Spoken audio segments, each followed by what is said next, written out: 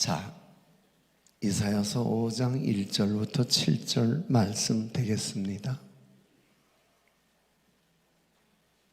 네.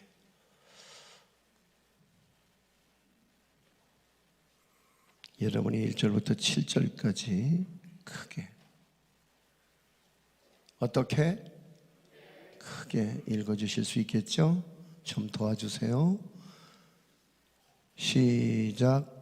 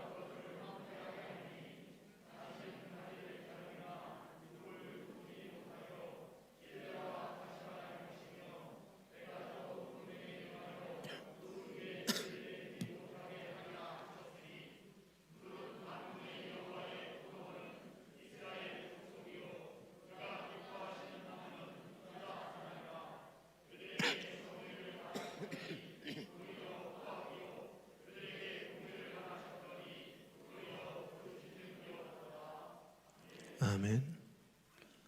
잠깐 기도할까요? 하나님이여, 오늘도 우리에게 들을 귀를 주옵소서. 그리고 그 말씀이 심령 깊은 데 잘 박힌 모처럼 우리의 깨달음을 허락하옵시고 그 말씀이 우리의 삶에 울림이 되게 하여 주옵소서. 전할 수 있게 하심을 감사합니다. 저들에게 들려지게 하시고 영성과 좋은 성대를 주셔서 이 시간 하나님께 영광 되어지며 피차에게 은혜가 되는 시간 되게 하옵소서. 예수님 이름으로 기도합니다. 아멘. 할렐루야. 더 크게 할렐루야. 한 번 더 크게 할렐루야. 보수 원로이자 유명한 논객이었던 김동길 연세대 명예교수가 올해로 94세를 일기로 신천 세브란스 병원에서 별세를 하셨더군요. 발인은 지난 7일 금요일 날 그의 자택인 동시에 전 이화여대 총장을 역임하고 문화부 장관을 지낸 그의 누나 김옥길 기념관에서 가족 예배로 드려졌다는 뉴스를 보았습니다. 마침 때 맞춰 어느 목사님이 보내준 김동길 교수에 관한 글이 있어서 잠깐 소개하지요. 설악산 가는 길에 개골산 중을 만나 중도로 묻는 말이 풍엽이 어떻더냐. 요사이 연하여 소리치니 때 맞았다 하더라. 때가 가을입니다. 여러분의 나이는 어디까지 왔습니까? 가을은 천천히 가지 않습니다.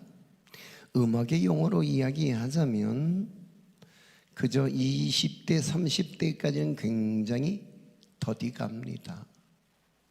아다지오 같은 세월입니다. 그러다가 40이 되면 달라집니다. 어떻게 달라지는가? 템포가 얼마나 빨라지는지 아세요? 느낀 대로 한마디 말한다면 40 그러면 그때부터는 41, 42, 43 이렇게 가는 것이 아닙니다. 잘 들어두세요. 40, 41, 둘, 셋, 넷, 다섯, 여섯, 일곱 이렇게 갑니다. 그것이 인생입니다. 그렇게 해서 50이 됩니다. 템포가 아주 달라집니다. 그러면 50과 60 사이는요 5씩 건너뛰면 됩니다. 50, 55, 60 그렇다는군요. 그러니까 51, 52, 53 이런 게 없다는 얘기예요. 60, 70 사이도 살아봤는데 그것도 65가 없습니다. 그냥 60에서 곧바로 70으로 직행하더라는 겁니다. 다음엔 70입니다. 난 아직도 멀었어라며 반성을 안 하고 그렇게 사는 젊은이들 반성하세요. 그런 날이 오는 것이 인생입니다. 그렇게 빨리 와요. 그래서 80이 되면 50에서는 50, 55, 60이던 것이 60에서는 70으로 건너가더니 70에서는 80이 붙어 있습니다. 눈만 깜빡하면 하루씩 가지요. 눈 깜빡이는 순간을 일순이라고 하는데 눈 한 번 깜빡한 것인데 1년이 갑니다. 내 나이도 이전엔 많지 않았습니다. 눈 몇 번 깜빡이니 90이 넘었습니다. 인생이란 그렇다는 것을 깨닫고 여러분의 인생도 이 가을에 깨닫고 빠르게 흘러가는 세월 속에서 무엇을 남기고 갈까 그걸 깨달아야 하는 것이 인생입니다. 이런 말을 남기고 가셨어요. 자, 상황과 현실은 같은 것처럼 보일 수 있습니다. 엄연히 다르죠. 상황은 지금 처해 있는 일정한 때의 모습이나 형편적 환경을 의미하는 게 상황입니다만은 현실은 지금 내게 실제로 존재하는 사실이나 상태를 의미한다고 말할 수 있습니다. 그렇다면 상황과 현실은 형편상 주어진 환경이라는 점에서는 동일할 수 있을지 모르겠습니다만 그것을 느끼고 난 후에 어떻게 해석하느냐에 따라서 현실은 달라질 수 있다는 이야기입니다. 그러니까 똑같은 상황에서도 내 마음이 어떻게 받아들이느냐에 따라서 현실은 천차만별로 달라질 수 있게 된다는 말입니다. 하나님은 내가 어떤 상황에 부딪혔을 때 내가 그것을 어떻게 수용하고 어떻게 해석하는지 내가 해석해서 만드는 그 현실을 눈여겨보고 계신답니다. 믿음에는 누리는 믿음이 있습니다. 누리는 믿음은 말씀대로 순종하는 믿음을 말하지요. 그러나 누리지 못하는 믿음이 있는데 듣기는 들었으되 하나님의 약속을 믿지 못하면 하나님의 은혜의 통로가 막혀버린 까닭에 곧 은혜의 빈곤으로 연결될 수밖에 없다는 말씀입니다. 그러므로 하나님이 주시고자 하는 것들을 풍성히 누리려면 하나님의 약속의 말씀에 믿음으로 현실적 반응을 보여야 하는데 말이에요. 마치 의사가 처방하는데 믿음으로 반응해야 병이 치료될 수 있다는 말과 같은 얘기죠. 자, 미국의 휴스턴 암 전문센터에서 30년 넘게 암만 진료해온 세계적인 한국의 암 전문가 김의신 박사는 장기려 박사의 제자로서 신실한 크리스찬인데 그분의 말에 의하면 불신은 병을 키우지만 믿음은 치료를 촉진시킨다 이렇게 말합니다. 그분이 몇 년 전 중앙일보 인터뷰에서 밝힌 기사를 발췌했습니다. 한국인 암 환자 중에 의사의 말을 가장 안 듣는 사람이 의사와 간호사, 약사, 변호사 이런 부류랍니다. 그런 직업을 가진 한국인 암 환자에게 항암약을 처방하면 집에 가서 인터넷을 뒤져서 약에 대한 성분과 부작용부터 조사를 한다네요. 그런데 부작용을 살펴보자면 어김없이 그 부작용은 죽을 수도 있다는 말이 반드시 등장하게 돼 있다는 겁니다. 왜? 부작용이니까요. 그럼 그 다음날 병원에 와서 왜 내게 이런 약을 처방하느냐고 따지는 데 있어서 약을 의심하고 의사를 의심하면 환자의 마음이 다치고 몸도 다쳐서 치료가 안 먹힌다는 얘기인 거예요. 반면에 조폭 같은 환자들은 잘 낫는답니다. 윗사람의 명령이라면 무조건 그냥 믿고 순종하는 조폭 출신 같은 성격의 사람들은 의사의 처방을 마치 조직의 명령처럼 믿고 순종하기 때문에 암이 잘 낫는다는 말이에요. 이 세상에 좋은 약이나 치료의 기술도 믿지 못한다면은 아마 건강은 제대로 추스르기가 참 어렵지 않겠어요? 하물며 적용하자면 하나님이 약속하신 축복을 믿고 순종하는 사람들은 풍성히 누리는 반면 그 말씀을 의심하고 불순종하는 사람들은 하나님이 약속하신 축복들을 절대 누리지 못한다는 말씀으로 들려집니다. 오늘 본문은 한 폭의 아름다운 포도원의 사랑 노래인 것처럼 시작이 됩니다. 그래서 5장의 부제로 포도원의 노래 이렇게 되어 있습니다. 그러면서 1절을 한번 읽어보도록 하지요. 자, 시작. 나는 내가 사랑하는 자를 위하여 노래하되 내가 사랑하는 자의 포도원을 노래하리라. 내가 사랑하는 자에게 포도원이 있으며 심히 기름진 사내로다. 하나님은 포도원 농부를 내세우셔서 그를 통해 자신의 기대를 나타내 보이십니다. 그 포도원 농부가 조성한 포도원은 기름진 산에 있습니다. 그리고 포도원과 포도나무는 이스라엘을 의미하며 좀 더 넓게 말한다면 우리 인류의 역사다 이렇게 말할 수 있습니다. 그러게 하나님은 우리에게 기대하시는 바가 있다는 얘기인 거죠. 그리고 기대하시기에 오늘도 여전히 기다리고 계신다는 얘기입니다. 때로는 풍년도 주시고 흉년도 주시며 때로는 건설도 하시고 때로는 파괴도 하시는 하나님. 그런데 농부는 누구나 경작지를 아끼고 사랑하지요. 자, 제가 이런 얘기를 제 어린 시절 얘기를 하면 구질구질하다고 우리 목사님 그렇게 못 살았느냐고 그러는 분들인데 저 못 살았어요. 엄청이요. 지금 개천에서 욕났어요. 전쟁 직후에 사업에 실패한 아버지 때문에 난 못 살았어요. 근데 그 아버지가 사업에 망하고 그리고 마음에 품은 실망과 좌절 때문에 술을 약 삼아서 술을 밥 삼아서 살았어요. 그리고 그 결과 아버지의 주사는 가정폭력으로 이어졌어요. 어머니를 몹시 구타했던 어느 날 어머니는 울며 집을 나갔지요. 따라 나서는 저에게 어머니는 눈을 크게 부릅뜨고 빨리 안 가? 그리고 소리 돋는 목소리로 저를 나무라셨어요. 그리고 집을 나간 어머니, 그리고 이제나 저제나 아내가 돌아올 때를 기다리다 지친 아버지는 내가 나가야지 너 엄마가 들어올 것 같다. 그리고 아버지마저 집을 나가잖아요.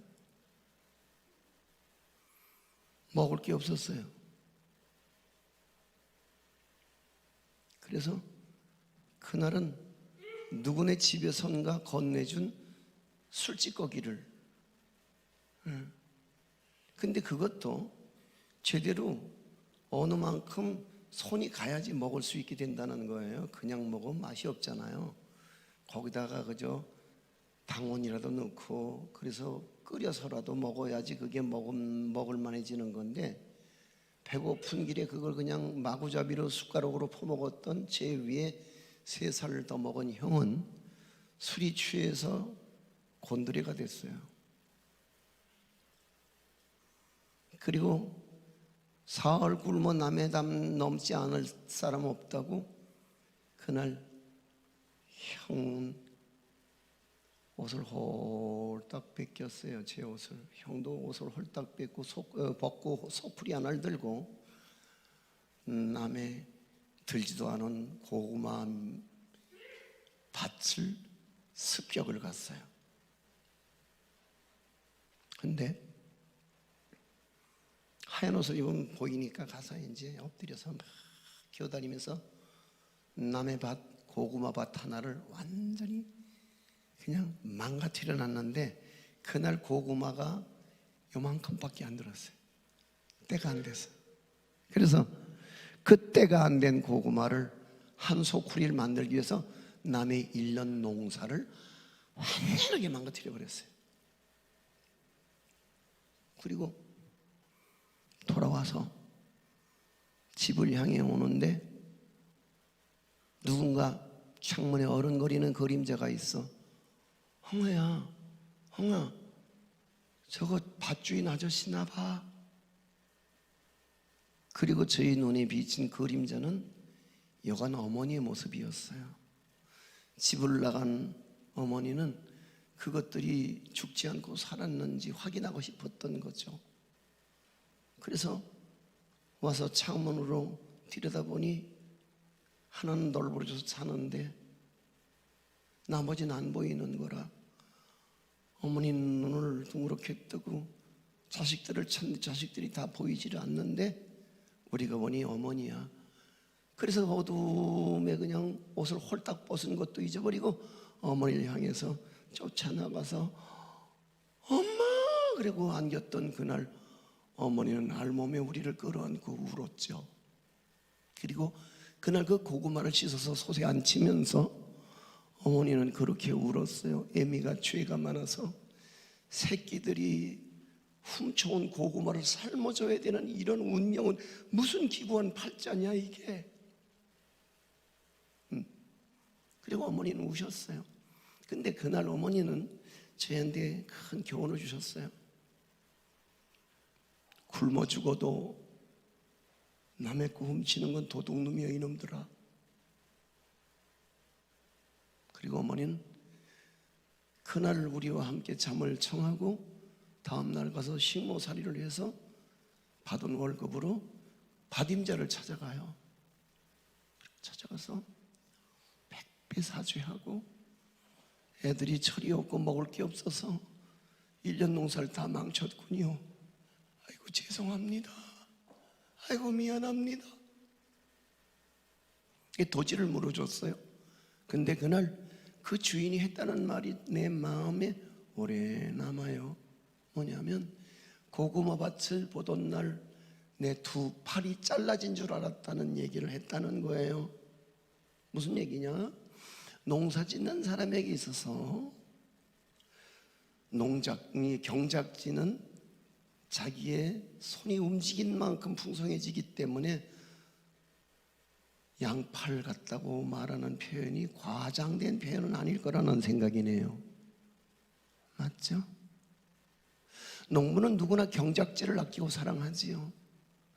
여기에 온갖 정성을 다 쏟고 열매를 기다리기 마련입니다.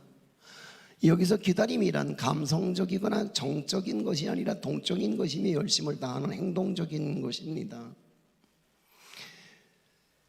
예수님은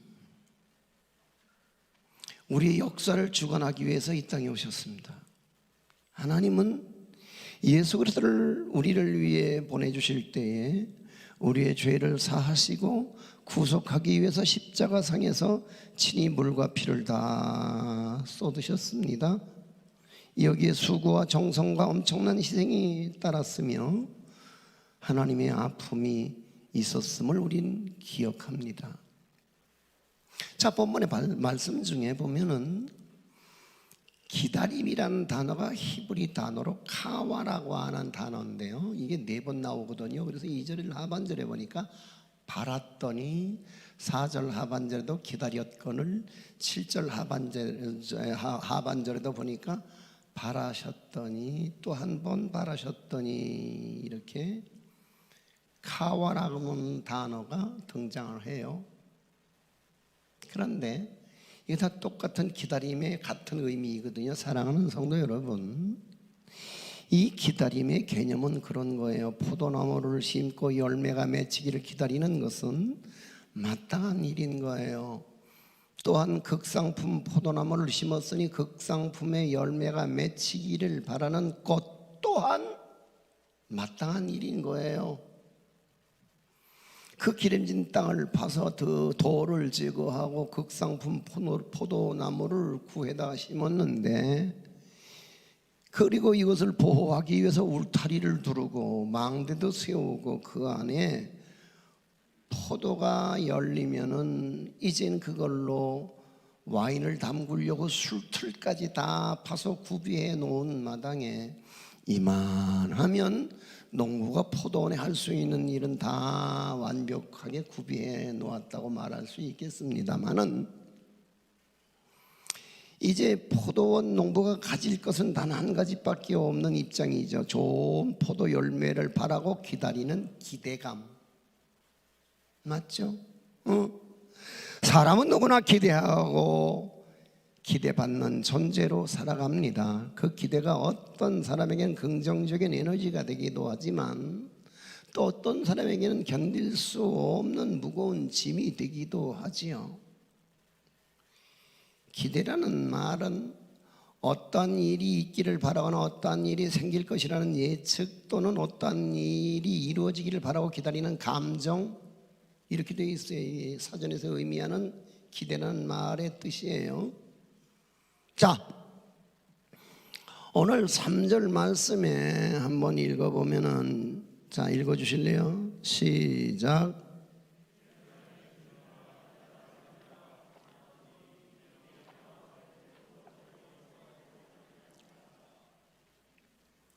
인간에게는 사리가 있어요. 그 사리로 판단하라는 거예요.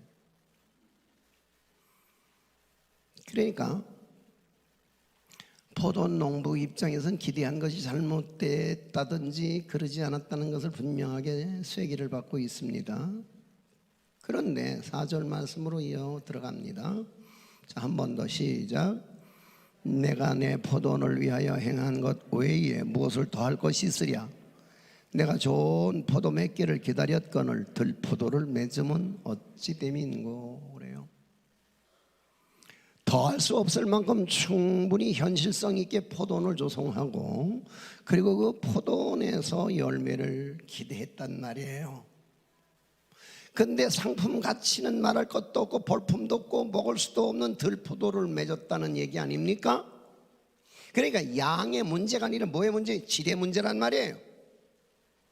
한국교회가 질적으로는 충분합니다만은, 양적으로는 충분합니다만은 지금 질적인 문제가 생겼다고들 오늘 한국교회를 지탄합니다.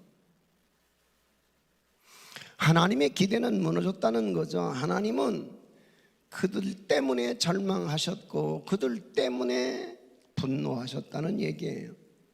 하나님은 지금 배신을 당하고 있는 겁니다. 그래서 하나님의 진노가 격발된 나머지 그들과의 관계성을 파기하기로 작정하십니다.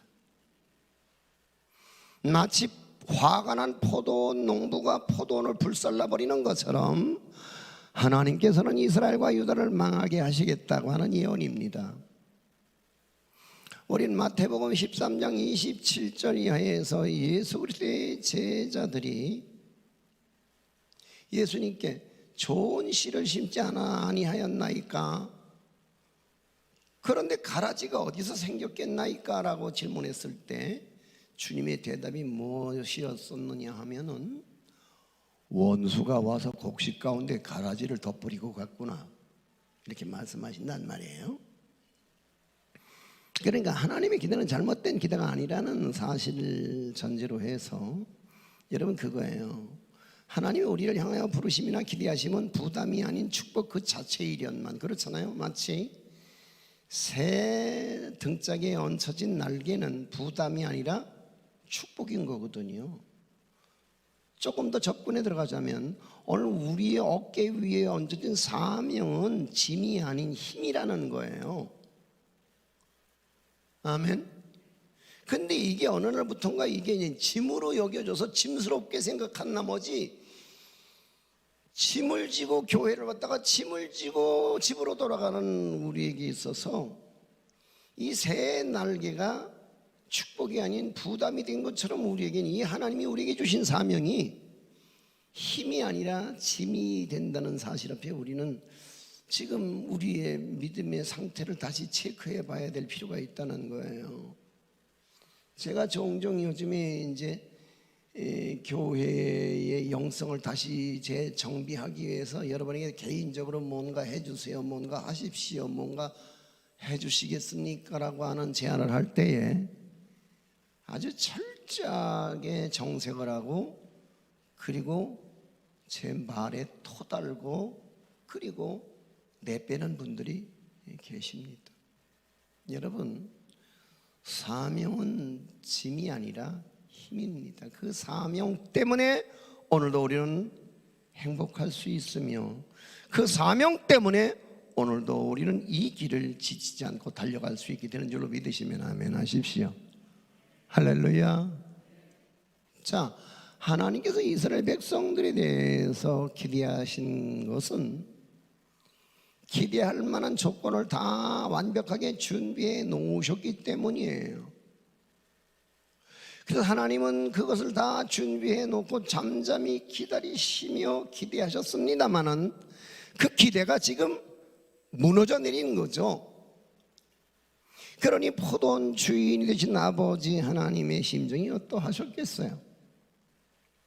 기대대로 이루어지지 않을 때 실망하는 것을 심리학에서는 기대치 위반 효과라고 말합니다. 나 이거 조금만 더 올려줄 수 있어요? 모니터도 조금만 더 올려주고요. 뭐라고 말한다고요? 기대치 위반 효과. 시작. 예. 기대하는 사람이 기대의 수치가 있다고요. 기대의 레벨이 있고, 그죠? 근데 이 기대치에 어긋났을 때, 이 기대치에 위반이 있을 때에 그 기대한 만큼, 사랑한 만큼 절망하고 그 사랑이 미움이 되고 따라서 그 사랑이 증오가 될 수도 있다는 사실을 이해하셔야 합니다. 하나님의 사랑이 질투로 변화되는 이유는 어디 있느냐? 그건 하나님 쪽의 문제가 아니라 우리 쪽의 기대치 위반 효과가 만들어내는 하나님의 진노의 격발입니다. 그렇잖아요. 하나님의 율법과 계명과 명령 가운데는 하나님의 기대가 담겨져 있어요. 그 기대가 없으면 그런 율법도 계명도 명령도 주시지 않았을 테이죠. 하나님의 그 절망과 분노의 원인을 이사야는 본문 7절 이하에서 이렇게 말하고 있어요. 그들에게 정의를 바르셨더니 도리어 포악이요 그들에게 공의를 바르셨더니 도리어 부르짖음이었도다 그러거든요. 자, 그럼 전체를 한번 읽어보고 넘어갈게요. 자, 5절부터 7절 말씀을 누가 마이크 하나 붙들면 안 되나? 저 교육자들 아무도 없어요? 그러면은 우리 저기 유세희 장로님, 그 마이크 거기 있네요. 우리 장로님 큰 소리로 읽어주셔요. 5절부터 7절까지 해요. 시작. 이제 내가 내 포도원에 어떻게 행할지를 너에게 이르리라. 내가 그 울타리를 걷어 먹힘을 당하게 하며 그 담을 헐어 짓밟게 조금 더 키워주세요. 내가 그것을 황폐하게 하리니 다시는 가지를 자름이나 복을 돋지 못하게 찔레와 가시가 날 것이며 내가 또 구름에게 명하여 그 위에 비를 내리지 못하게 하리라 하셨으니 물은 만군의 여호와의 포도원은 이스라엘 족속이요 그가 기뻐하시는 나무는 유다 사람이라. 그들에게 정의를 바르셨더니 도리어 포악이요 그들에게 공의를 바르셨더니 도리어 부르짖음이었도다. 아멘. 수고하셨어요. 여기 등장하는 정의나 공의를 한데 묶어서 우리는 사회정의라고 표현을 합니다. 이 이야기는 단순히 포도농사에 대한 것이 아닙니다. 이건 사회 정의에 관한 이야기인 거죠. 그렇죠?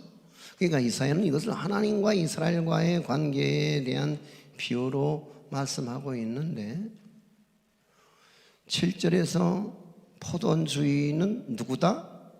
여호와 하나님이다. 포도는 누구다? 이스라엘 민족이다. 포도나무는 누구다? 유다 사람들이다. 그래서 하나님을 절망하게 하는 포악과 부르짖음의 극치는 이거는 이제 예수 그리스도의 십자가 처형 사건에서 이제 나타나지게 되지요. 그래서 마가복음 12장 1절부터 12절 사이에 마가복음의 기자는 그래서 이런 비유로 설명하고 있거든요. 어떤 사람이 포도원을 만들어 농부들에게 세를 주고 관리를 맡깁니다. 때가 돼서 이제 도지를 받으러 종을 보냈는데 이 농부들이 주인의 종을 구타하고 심지어 죽이기조차 했습니다.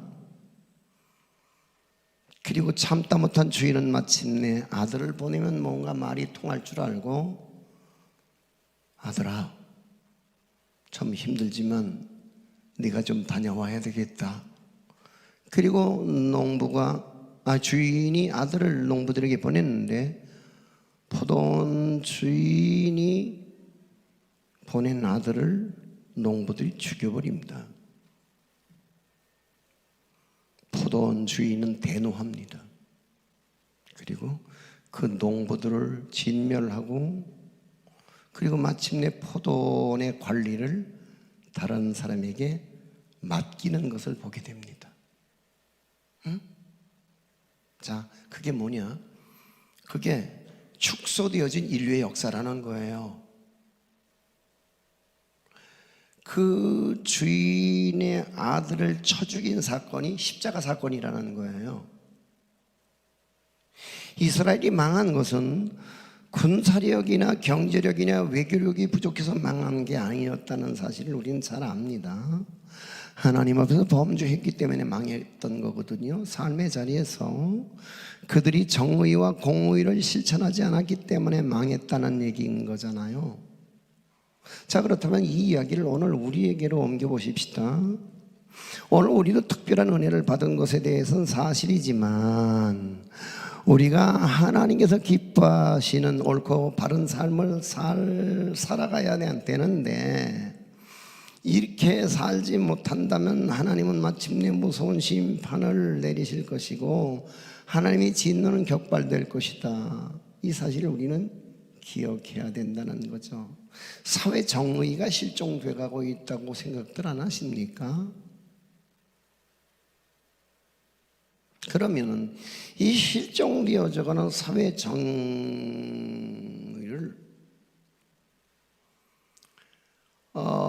정화시킬 수 있는 마지막 히든 카드가 뭘까요?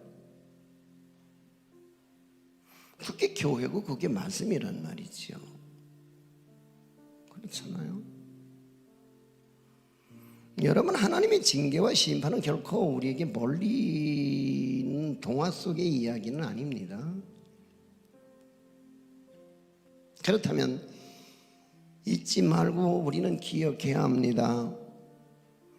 그 하나님의 기대에 부응하는 바람직한 삶, 정의와 공의를 실천하는 삶을 살고자 우리가 애쓰고 노력하며 이 교회로부터 거룩한 사회 정의를 향한 우리의 몸부림이 있을 때에 오늘 그 하나님의 공의를 구현하고자 하는 그 한 사람 때문에 하나님은 진노를 거두시고 하나님은 이 성을 사하리라 라고 약속하신 것처럼 오늘 이 땅 대한민국을 용서하고 이 땅을 살만한 나라, 살만한 국가로 만들어 주실 줄로 믿습니다. 할렐루야. 따라서 오늘 하나님의 칭찬과 상급을 받는 제사장 나라로서 오늘 우리는 오고 오는 후대에게 아름다운 조국, 아름다운 강산을 물려주고 떠나가게 될 줄로 믿습니다. 의사가 환자의 병을 진찰할 때에 여러분 죽음을 경고하는 이야기를 자주 합니다. 그러니까 병이란 가볍게 보면 이렇게 나을 수도 있지만 그러나 이게 점점 최고의 경우에는 죽을 수도 있습니다. 이렇게 얘기를 하죠. 그런데 어느 쪽에 강조를 하느냐? 별거 아닙니다. 예, 괜찮습니다. 이런 병 흔합니다. 이게 아니라 이거요 잘못 관리하면 사망에 이를 수 있습니다. 겁주는 거예요? 공갈 협박하는 거예요? 아니잖아요. 결국 죽음이 목적이 아닌 거예요. 치료가 목적인 거예요. 맞죠? 하나님께서 선지자들을 통해서 말씀하시는 것도 징계가 목적이 아니라 회개하고 돌아서서 살자 우리.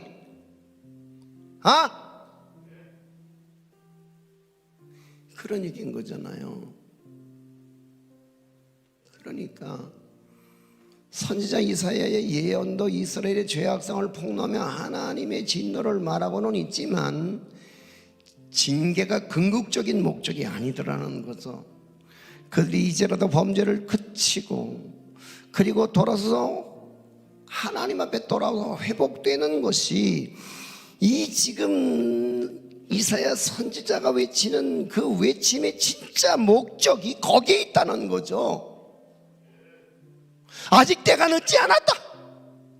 지금이라도 회개하고 깨닫고 돌아서면 회복이 가능하다.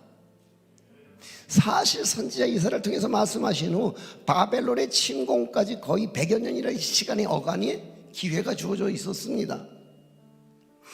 그러나 이스라엘 백성들은 그 100년이라고 하는 긴 시간을 그냥 그렇게 수없이 돌아오라고, 그리로 가면 망한다고 외쳤건만 이스라엘 백성들은 그 기회를 놓쳐버리고 스스로 멸망을 자초하고 말았습니다. 사랑하는 성도 여러분, 우리는 먼저 우리를 향한 하나님의 뜻을 깨달아야 합니다. 하나님께서 우리를 향한 기대를 저버리시지 않도록 우리는 늘 깨어 주의하고 경성해야 합니다. 그래서 오늘도 하나님의 말씀을 귀담아 듣고 그 말씀에 온전히 순종하는 삶을 살기 위해서 오늘 우리는 그 말씀에 주목하고 그 말씀을 붙들고 나가야 합니다. 원수는 우리를 그릇된 길로 유혹하기 위해서 날마다 우리 일상 속에 가라지를 뿌려놓고 도망가지만 이럴 때 우리에게 가장 필요한 것은 현실을 직시하는 믿음입니다. 오늘 우리의 형편과 처지는 그 어느 때보다도 우리를 낙심하게 만들고 좌절하게 만드는 것은 사실입니다. 특별히 요즘에 금리가 올라서 그런 거예요. 가정부채가 한 달에 100만 원 이자 내던 분이 이제는 이자가 점점 올라서 이제는 뭐 200만 원을 내야 되는, 200만 원을 내는 사람은 400만 원을 내야 되는, 400만 원 이자를 물던 사람은 800만 원의 이자를 물어야 되는 이런 엄청난, 오늘 우리의 이 시대 상황 속에서 우리는 곧 낙심하고 좌절할 수밖에 없지요. 더더군다나 이 코로나의 긴 터널 속에서 아무리 정부가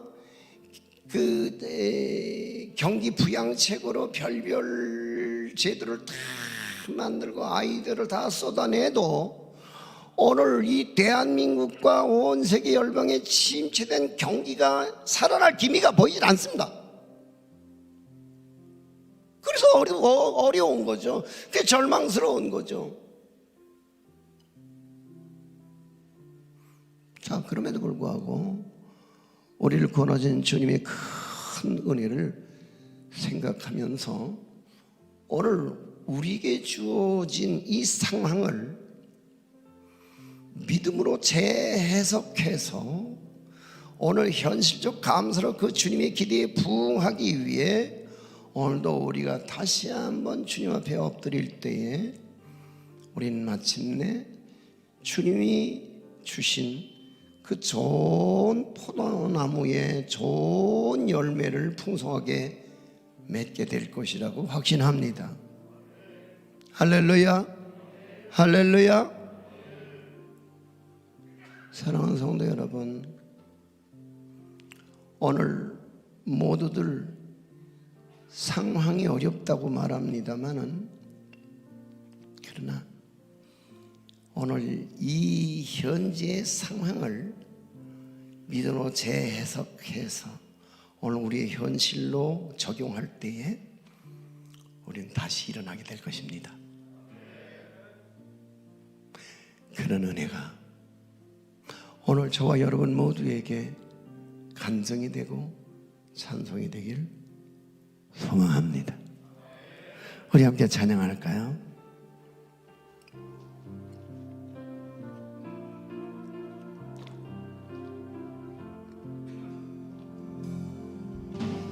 주 나의 모습 보내 상한 나의 맘 보시네. 주 나의 눈물 안에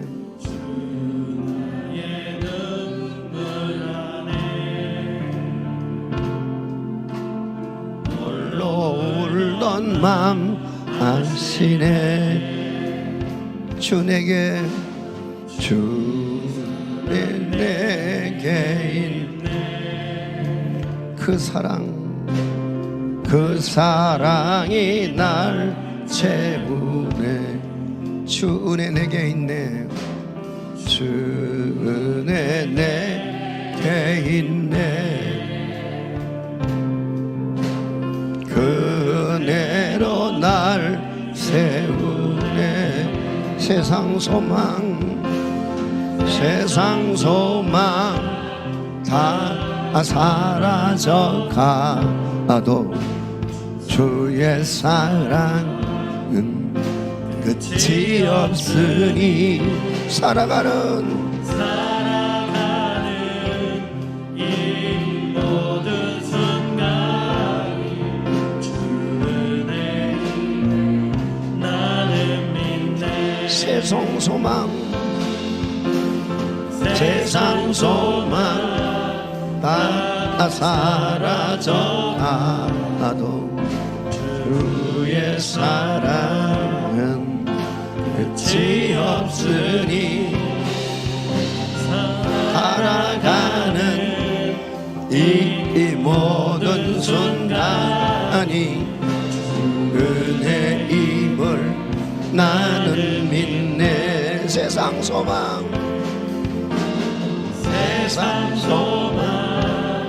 다 사라져 가도 주의 사랑은 끝이 없으니 살아가는 이 모든 순간이 은혜임을 나는 믿네.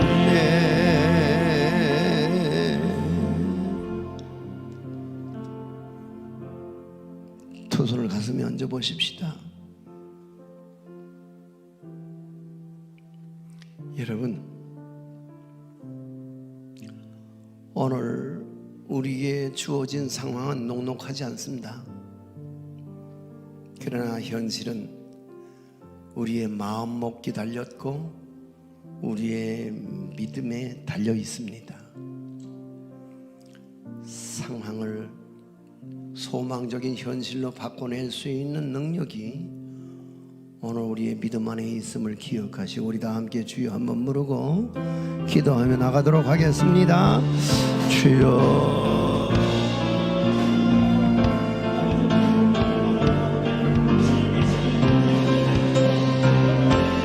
나오니 아버지 하나님 붙들어주시고 이끌어주시고 인도하시고 세우사 주의 거룩한 역사는 여건의 영광을 따라 아버지 하나님 믿음의 길을 은혜의 길을 영광의 길을 거룩하게 나아갈 수 있도록 아버지 붙드시고 인도하여 주시옵소서. 채워주시고 충만케 하시며 역사하시고 인도하사 주의 크신 능력과 은혜의 영광을 따라 믿음 얻게 하시고 우리 영역과 상황이 어떻든 간에 그보다 크시고 역사하신 그보다 놀라우시고 크신 그 하나님 한 분만을 신뢰하며 믿음의 길을 거룩하게 나오니 아버지 하나님 날마다 넘어지고 저절하고 있며 문제 어려움들 앞에서 환경과 상황 앞에서 그 환경에 굴복하지 않고 더 주님 바라보며 더 주님 의지하며 더 주님 신뢰하고 붙들며 나갈 수 있도록 아버지 채우사 주의 크신 권능과 능력과 은혜의 영광을 따라 아버지 하나님 믿음의 길 걸어 나갈 수 있도록 붙들어 주시고 주의 뜻과 은혜의 몸방으로 따라 아버지 하나님 주의만을 믿음으로 소망하고 있지 않으며 주의 거룩한 역사 영광을 따라 아버지 하나님 힘있게 감당하며 나갈 수 있도록 아버지 영광을 채우사 주께 채우실 거룩한 역사 능력이 우리 가운데 풍성하고 충만하도록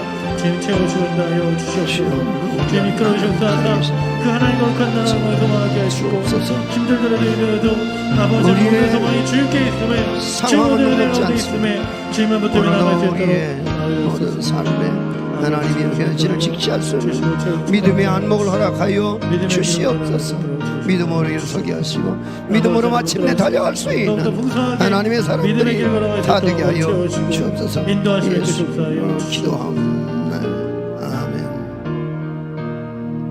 주의 피로 이룬 샘물 참 깊고 넓도다. 구원하는 그 신능력 참 찬송할지라. 찬송하세 주의 보혈 그 샘에 지금 나가 죄의 깊이 빠진 이 몸 그 피로 씻어 맑기네. 죄악 세상 이김으로 거룩한 길 가네. 나의 마음 성전 삼고 주께서 계시네. 찬송하세 주의 보혈 그 샘에 지금 나가 죄의 깊이 빠진 이 몸 그 피로 씻어 맑히네. 주 예수를 기리하는 놀라운 그 은혜 하늘나라 즐거움이 매일 새롭도다. 찬송하세 주의 보혈 그 샘에 지금 나가 죄의 깊이 빠진 이 몸 그 피로 씻어 맑히네.